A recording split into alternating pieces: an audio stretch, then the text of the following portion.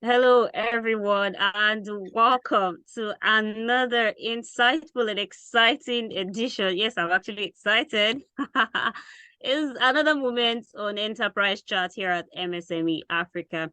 Today, we're talking about yet another conversation that almost everybody is concerned about, and that's the issue of payment of tax.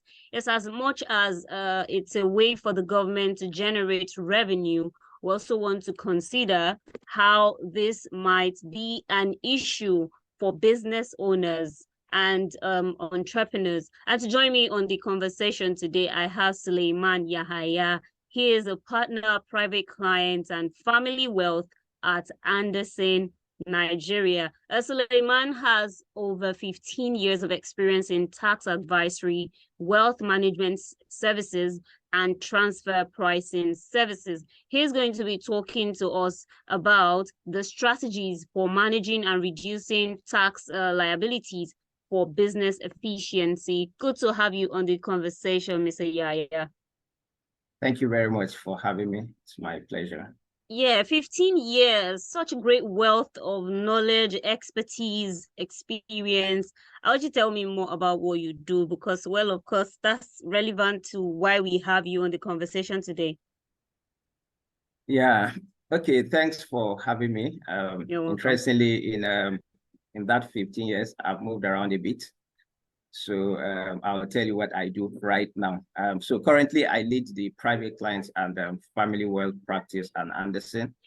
And essentially, what we do is to assist high net worth individuals and family business with succession planning, putting structures to their business, making sure that they're a lot more efficient and they're able to deliver very good returns to the family, putting structures in place that make sure that their family businesses survive for multiple generations. So I think that's a very high level summary of what I do currently. But prior to now, like you said at the introduction, I've spent quite some time doing transfer pricing, basically looking at when two entities, are transacting, how should you price those transactions? I've spent a bit of time doing corporate tax advisory. I still do anyway, but that's where I started my career from. So that's it in summary. Thank you so much. I mean, I want us to get an idea. Let's make a sense of why this conversation for today, our focus for today is very much important for business owners and entrepreneurs. We're looking at strategies for managing and reducing tax liabilities for business efficiency. Why should business owners, entrepreneurs be concerned about, taxation? Because I want to understand how it works. Yeah. How does this work for the business sector? Okay, so two things to say maybe before we go into the conversation. So there's this general phrase that there are two things you can't avoid generally in life. One is taxes, and of course the other we don't like, which is death, right? So for the most part, right, you will encounter taxes as much as you're a business. That is one. Two, if you have followed what's happening in Nigeria currently, at various times, the government has said Nigeria is facing a revenue crisis. All right, revenues are dwindling, debt profile is going up, and all of that. And government obviously needs that revenue to continue to provide social services to its citizens, right? So for those two reasons, right, it then very important that businesses need to pay attention to taxes. So we are saying in essence that a tax cannot be a liability. Okay, no, so a tax is a liability to the extent that you have incurred or you have liability to pay those taxes, right? And then how does the liability arise? Now your taxes can either be direct or indirect. If it's direct, right, then maybe speaking directly either to your income or your profits. If it's indirect, then maybe it's arising from the transactions that you are conducting on a day-to-day basis. Now, so once you have incurred those taxes, then it then becomes a liability that has to be paid to the government. Otherwise, if they don't, it might then erode the entire profitability that they've made. So it's a key part of business, and attention needs to be paid to it. Yes, I know you've said quite a number of key points there, but recently the international has advised Nigeria to keep raising tax revenues and as well cut down borrowing. What's your take on this? Okay, so the truth is the debt burden of the country, right, has gotten to a point whereby it's become a bit of concern for everyone, because I think I saw some data somewhere to say that in 2022, we spent more than 90% of our revenues to service our debts, right? So it means that out of every 1 naira, you spend 90 kobo on servicing debt. So you are left with just about 10 kobo to provide other social services to clients. The debt is there already. You can't do anything about it. What you can do something about is the revenues, so that you can then ramp up revenues, right? So yes, it's a good advice. We need to look at ways of raising revenues. How you then achieve that is a separate conversation. Whether you need to increase taxes, some people say maybe you need to reduce your corporate taxes and increase your indirect taxes. Some people are of the view that you need to expand the tax base, but again, maybe that's a conversation for another day. But yes, in terms of the merit of the advice, yes, Nigeria needs to increase revenues, and government at both national and subnational levels are doing quite a bit to make sure that those revenues go up. You've talked about corporate taxes, direct taxes. What specifically are the types that business owners should be concerned about? How does it work for business owners? Okay, so I think so generally there are a number of taxes that business owners need to pay attention to, right? And the kind of taxes that will be applicable to your business will largely depend on your form of incorporation, right? So as you're aware, of course, the Companies and Allied Matters Act has quite a number of business structures. One is that you can register your business either as a limited liability company. You can register it, of course, with CAMA 2020. It's provided for a limited liability partnership, or it could be a limited partnership, or you can even register it as a business name. And of course, there are other forms of businesses. Now, with each type of business structure that you incorporate, the taxes vary a bit. So, but I'll start. Assuming you're running a business which you have incorporated as a limited liability company, right? Again, depending on the industry you are operating in. Of course, if you are operating in the upstream sector, right? Of course, you'll be paying your petroleum profit taxes and all of that. If you are operating in industries other than upstream oil and gas, of course, as a limited liability company, one, you'll be required to pay company's income tax. You'll be required to pay tertiary education taxes. Again, depending on the sector you are operating in, there are other taxes such as NIDA, that's the Information Technology Levy, the pay NASENI levy, and all of that. Now, those are your direct taxes. The indirect taxes will be your value-added tax, for instance. So if you're making a sales, or you're buying maybe commodities or items that are not exempted, you will see on that invoice VAT at 7.5%. So if you are the seller, you are expected to charge VAT at 7.5% to the extent that your goods or service is not exempted. When you are making payments to your vendors as well, you are expected to deduct withholding taxes, and depending on who your vendor is, you will either remit that withholding tax to the FIRS, being the Federal Inland Revenue Service, or the State Board Internal Revenue Service, where your vendor is resident if he is an individual. So broadly, these are some of the taxes that businesses need to pay attention to. But of course, there are some nuances that might lead to other taxes as well. But I think maybe we should just keep it basic for now.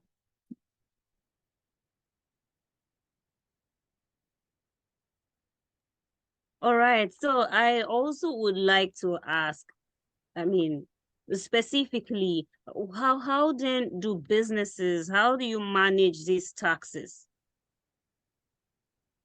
Okay, so I think that the management of taxes, right, requires proactivity. The taxman will tell you that the government has 32.5% stake, in quotes, in your business.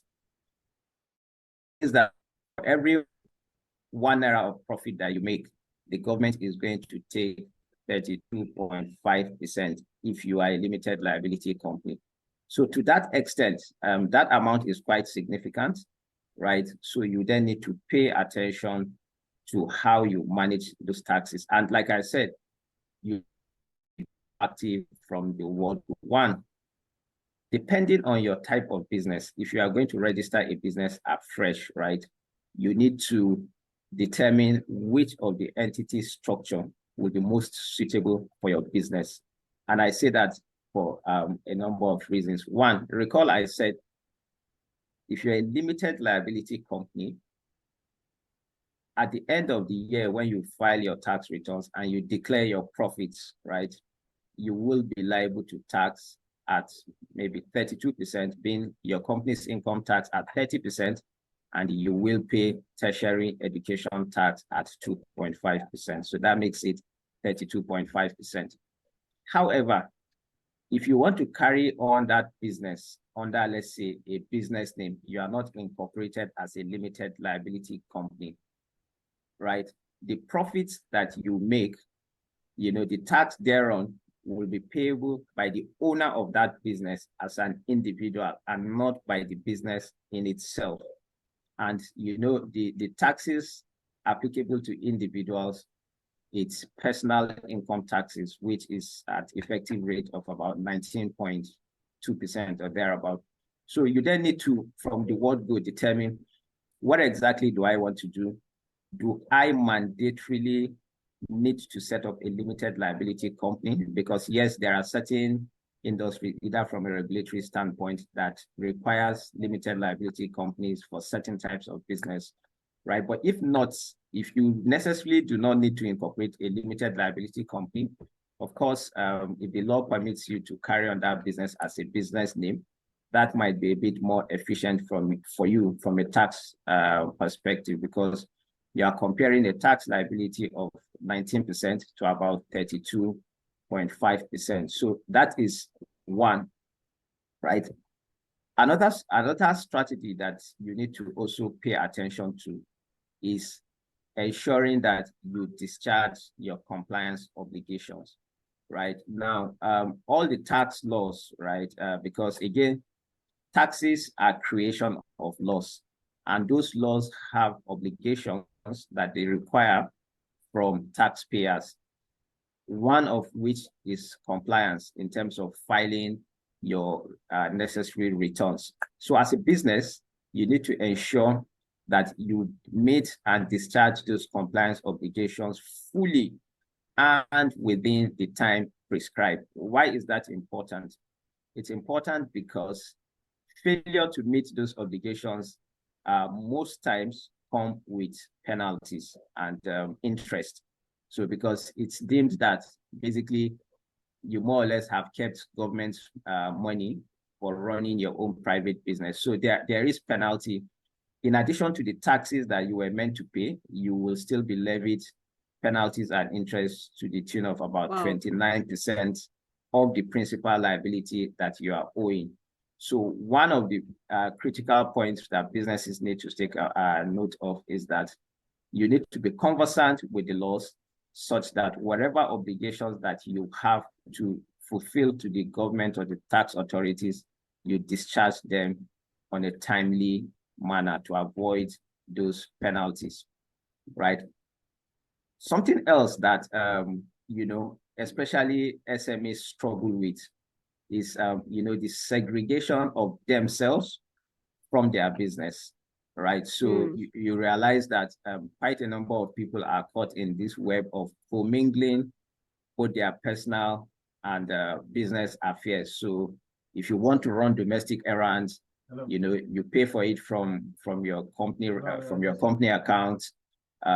Sometimes your company income flows into your personal account and all of that. So all of that creates complexities down the line.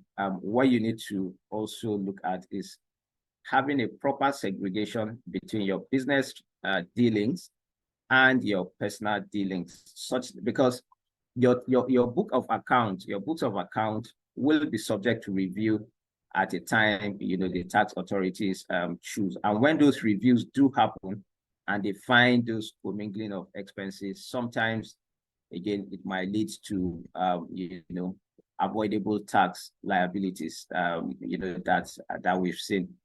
I don't know, there are quite a few other things that businesses can't do to make sure that they become very much more efficient from a tax perspective, because failure to do that, right?